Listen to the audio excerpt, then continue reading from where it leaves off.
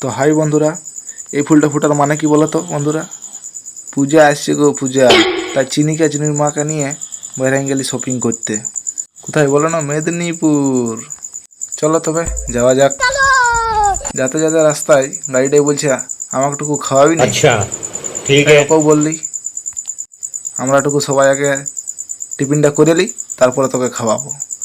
তাই আমার বিটি এখন এই ধারে কাজে মানে কি বলবো আইসক্রিম খাচ্ছে, আর আমরাও টিফিনটা করে নিয়েই চলে আলি গাড়িটাকে টুকু মদ খাওয়াতে।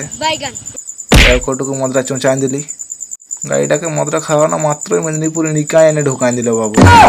তারপরে আমরা পৌঁছে গেলি ভুতুড়ে এম্পোরিয়াম মেদিনীপুর। তাই ঢুকতে না ঢুকতেই চিনির মায়ে গায়ে যে দামি দামি শাড়ি পাচ্ছে। শালা আমার কাছে অত যে পয়সাই নাই গো। তো বন্ধুরা, তোমাদের এখানের মধ্যে কোন শাড়িটা ভালো লাগলো একটু কমেন্টে জানাবে। আর এদিকে চিনি বলছে বাবা গো আমাকেও একটা কিনে দাও। তাই বিটিকে দেওয়ার জন্য আমিও উঠে গেলি ছাদের দিকে, মানে দুতলায়। अच्छा ठीक है।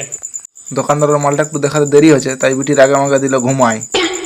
তারপর সবার শপিং করা হয়ে গেল।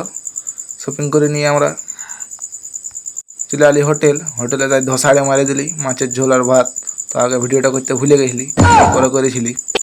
পেটটা ভুতায় নিয়েই দৌড়ে দিলি ঘরে আসবো বলে। তো এরকম ভিডিও পাতে হলে লাইক কমেন্ট অ্যান্ড শেয়ারটা ঠুকে দাও।